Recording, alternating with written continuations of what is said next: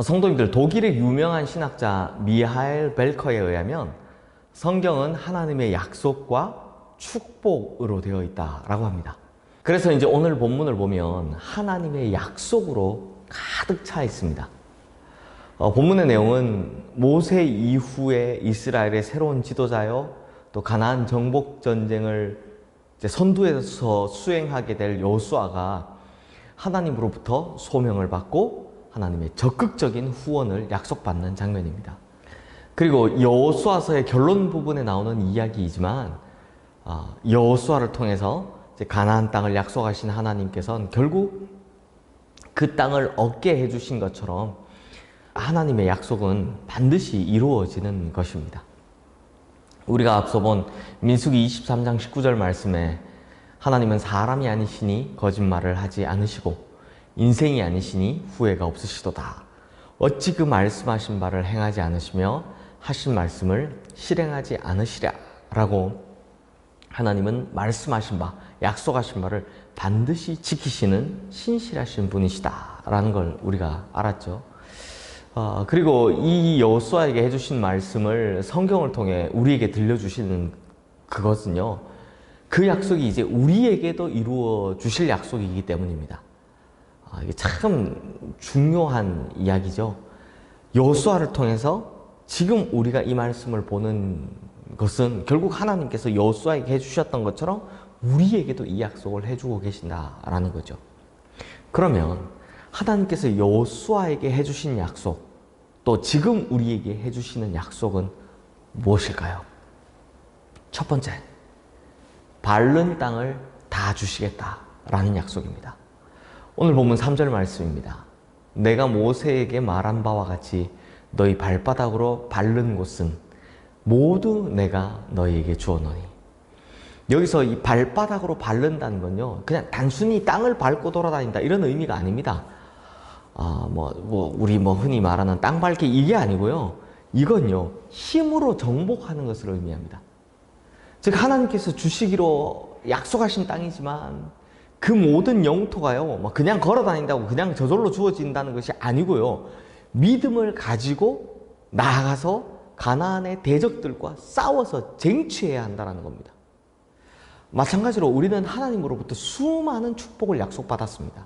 하지만 그 받은 약속을 생각하는 정도, 주시겠지 하는 이 정도의 만족해서는 안 됩니다. 오직 믿음으로 전진하고 도전하고 나아갈 때, 그때 그 약속된 축복을 받아 누릴 수 있는 것입니다. 하나님께서는 하나님의 형상으로 지음받은 우리가 이 세상의 것에 의해서 가치나 물질의 노예가 되거나 그것으로 말미암은 또 고통당하는 것을 원하지 않으십니다. 오히려 그걸 이용하고 다스리고 지배하기를 원하십니다. 하나님께서 분명히 여호수아에게 너희 발바닥으로 밟는 곳 다 내가 주겠다라고 약속하셨습니다. 그래서 여호수아가 요단강을 건널 때도 여리고성을 칠 때도 가나안 땅을 그 발바닥으로 밟을 때 요단이 갈라지고 여리고성이 무너지는 기적이 나타났습니다. 여호수아가 요단강을 건널 때도 여리고성을 칠 때도 그 땅들을 그의 발바닥으로 밟을 때 요단강이 갈라지고 여리고성이 무너지는 기적이 나타났습니다. 의심하여 뒤를 돌아본다거나 혹은 좌우로 치우칠 때 그때는 하나님의 기적이 수반되지 않습니다. 하나님께서는 반드시 약속을 지키시는 분이시다라는 믿음을 가지고 우리가 한 걸음 한 걸음 나아갈 때 우리의 믿음대로 될 줄로 믿습니다. 둘째는 능히 당할 자가 없게 해주시겠다라는 약속이죠. 5절 말씀 앞부분에 보면 내 평생에 너를 능히 대적할 자가 없으리니 라고 약속하십니다. 하나님께서는 여호수아 생애 전반에 걸쳐서 절대적인 후원자가 되어주시겠다라고 약속하셨습니다. 하나님께서는 애굽 땅에서 종살이하던 이스라엘 백성을 친히 구원해 주신 걸 이미 보여주셨죠. 그리고 40년 광야 생활 동안 그들을 가로막았던, 그들에 대항하던 많은 대적을 물리쳐 주심도 이미 보여주셨습니다. 이러한 하나님께서 이제 새로운 이스라엘의 지도자 여호수아에게 동일한 약속을 해주고 계신 겁니다.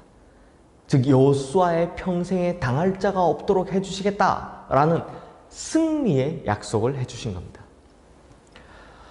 사랑하는 성도님들, 우리는 일평생 동안 마귀와 더불어 싸우고 우리의 약함과 더불어 싸우며 치열한 전쟁터 같은 세상 속에서 살아가야 합니다. 그래서 마음에는 근심이, 걱정이 막 조수처럼 밀려오고 밤잠을 설쳐야 하는 날이 한두 번이 아닙니다. 그러나 하나님께서 이미 우리에게 성경을 통해 보여주셨습니다. 우리의 평생에 우리를 능히 당할 것이 없도록 해주실 겁니다. 우리를 도우시는 하나님의 능력을 힘입어 우리가 매 순간 승리의 삶을 살아갈 수 있는 것입니다. 세 번째, 항상 함께 하시겠다라는 약속입니다. 5절 말씀 후반부를 보시면 내가 모세와 함께 있었던 것 같이 너와 함께 있을 것임이니라. 내가 너를 떠나지 아니하며 버리지 아니하리니 라고 약속하십니다. 지금까지 이스라엘의 지도자로서 위대한 사역을 통해 출애굽부터 광야 여정을 이끌어 왔었던 모세의 죽음으로 인해서 이스라엘 백성들은 참 망연자실할 수밖에 없었죠. 그러나 이 절망의 순간에 하나님께서는 이스라엘 중에 임하셔서 그들을 향해 위로와 소망의 메시지를 전해주셨습니다. 즉 하나님께서는 모세를 대신해서 여호수아로 하여금 새로운 이스라엘의 지도자가 되게 해주셨고, 또 모세와 함께 하셨던 것처럼 여호수아에게도 함께 해주시겠다라고 약속하셨던 겁니다. 그런데 이 약속은 여호수아에게만 특별히 해주시는 약속이 아닙니다. 하나님께서는 우리와도 항상 함께 해주시는 분이십니다. 그래서 우리 주님의 이름을 마태복음 1장 23절 말씀에 보면 임마누엘, 즉 우리와 함께 하시는 하나님이라고 부르지 않습니까?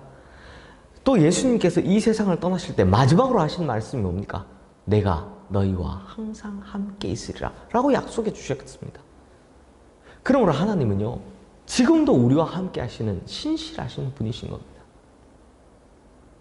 자, 이제 마지막으로 형통의 축복에 대한 약속입니다. 이 8절 말씀 보시면 이 율법책을 내 입에서 떠나지 말게 하며 주야로 그것을 묵상하여 그 안에 기록된 대로 다 지켜 행하라. 그리하면 내 길이 평탄하게 될 것이며 내가 형통하리라 라고 약속하십니다. 여기서 형통하다라는 말은 이제 잘 된다, 번성한다, 점점 많아진다, 평탄하게 된다, 좋아진다, 이런 좋은 뜻을 가진 말입니다. 그런데 이 형통을요, 성경적으로 정확히 보면 오늘도 이 방금 읽으신 말씀에도 율법책을 주야로 이런 조건이 붙은 것처럼 성경적인 형통이 뭐냐? 하나님의 말씀을 따라서 잘 되고 번성하며 하나님 말씀으로 인해서 좋아진다라는 뜻입니다. 그러므로 하나님 말씀을 그 마음에 두는 자는 육신의 소욕에 따라 살지 않고 하나님께서 주신 지혜와 성령의 인도함을 따라 살기 때문에 마땅히 형통의 축복을 받게 되는 것이죠. 그러므로 사랑하는 성도님들, 이제 이 약속이 여호수아에게 뿐만 아니라 지금 우리에게 주시는 말씀임을 믿고 하나님께서 여호수아에게 약속하신 것처럼 너희 발로 밟는 땅을 다 내게 주리라. 너의 평생에 너를 능히 당할 자가 없으리라. 항상 너와 함께하며 너를 떠나지 아니하며 버리지 아니하리라. 내 길이 평탄하고 형통하리라 라고 하신 이 약속의 축복을 다 받아 누리시는 우리 성도님들 되시기를 주님의 이름으로 축원합니다. 기도하겠습니다. 하나님 아버지, 참 험하고 힘든 인생의 길을 살아갑니다. 특별히 코로나19로 인해서 참 어려운 시간들을 우리가 살아가고 있습니다. 그럼에도 불구하고 우리가 희망이 있는 것은 하나님께서 여호수아에게 해주신 약속을 오늘 우리에게도 해주고 계시기 때문입니다. 그러므로 하나님 아버지, 우리 모든 성도님들이 하나님의 말씀에 따라 하나님의 말씀을 가까이 함으로 하나님 말씀대로 행함으로 하나님께서 약속하신 이 모든 축복, 심지어 여호수아에게 주셨던 것보다 더 큰 축복을 받아 누리는 우리 모든 성도님들 되게 하여 주시옵소서. 예수 그리스도 이름으로 기도드리옵나이다.